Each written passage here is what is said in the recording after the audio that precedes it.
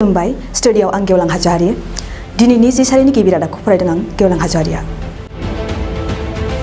सायाव सासे एमएलएनि खारबाय थानाय गारिया बुरजा सुबुंनि थुबुराव हाबसनहैनानै गासै सा 22 सुबुं लोगोआव सा 7 पुलिसा गोब्राबै जखम जादों। मेघालय सरकारा शिलंआव गासै 100टा इलेक्ट्रिक बासफोरखौ बाहायसिगोनखौ मिथिहोदों।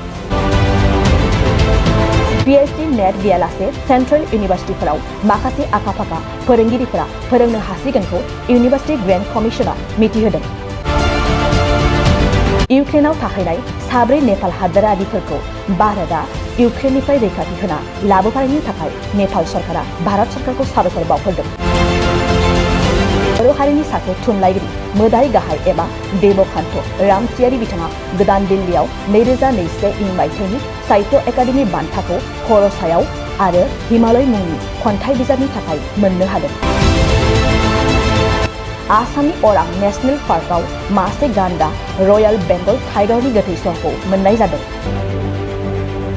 पान्जाबनि गोदानै दाजागोन सरकारा गासै 122 बारग' एमएलएफोरनि सेक्युरिटिखौ बोखारना होदों। लोगोसे पान्जाब कंग्रेसनि गाहाय नवजोत सिंह सिद्धुनि सेक्युरिटिखौबो बोखारना होदों। रासिया इउक्रेनखौ गाग्लोबनायाव दिनैसिम गासै 1300 इउक्रेननि सेनाफोरा जिउ गोमानांनायखौ इउक्रेननि हादोरगिरि भ्लादिमिर जेलेन्स्की बिथाङा मिथिहोदों।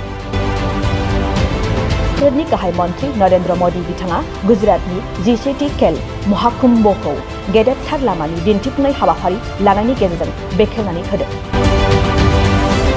आरो चीननि गेजेराव LACनि जेंनाखौ लानानै खेब 15थि सावरायलायदों आरो बे सावरायलायनायनि गेजेरजों मोन्नैबो हादरा जेंनाखौ सुस्रांनो राजि जानायखौ मिथिहोदों। दिनैनि जि सारिनि रादाबफोरा एसेनोसै गोजोन्थों। गोजोनथाव खौरां आसामाव थानाय बयनिख्रुइबो साबसिन सोलोंथाइ होग्रा मिरुफोरनि गेजेराव टेक बुस्टाराबो गंसे। क'क्राझार जिल्लानि सिङाव थानाय CST फिसारि मावख'नि साखाथियाव थानाय खारगावआव बे टेक बुस्टारा दङ। बेयाव बयनिख्रुइबो मोजांसिन सोलोंथाइ आरो नेम सोलिनाय गोग्गो थाखो खथानि सुबिदा दङ। सारा भारतनि गेजेराव सायख'जानाय बायदि सोलोंथाइजों सोमोन्दो थानाय फोरोंगिरिफोर दङ। टेक बुस्टाराव प्रफेशनेल जार्नालिस्ट आरो टेकनिकेल कर्सफोरखौ होनाय जायो। 24 घन्टा रैखाथिनि थाखाय मोजां सुबिदा आरो टेक बुस्टारा नोंथांमोनखौ सौहैहोगोन नोंथांनि थांखिसिम। टेक बुस्टारा नोंथांनि सिमांखौ जाफुंसारनांगौनि थाखाय गांल' नङा साहस आरो गोहोबो होगोन। सोलोंथाइ लाखांनायनि उनाव 100% प्लेसमेन्टनि खाबु दङ। सोलोंनो गोसो गुदुं बिथांमोना 9395 695 095 जानबुं नाम्बाराव जगाजग खालामनो हागोन।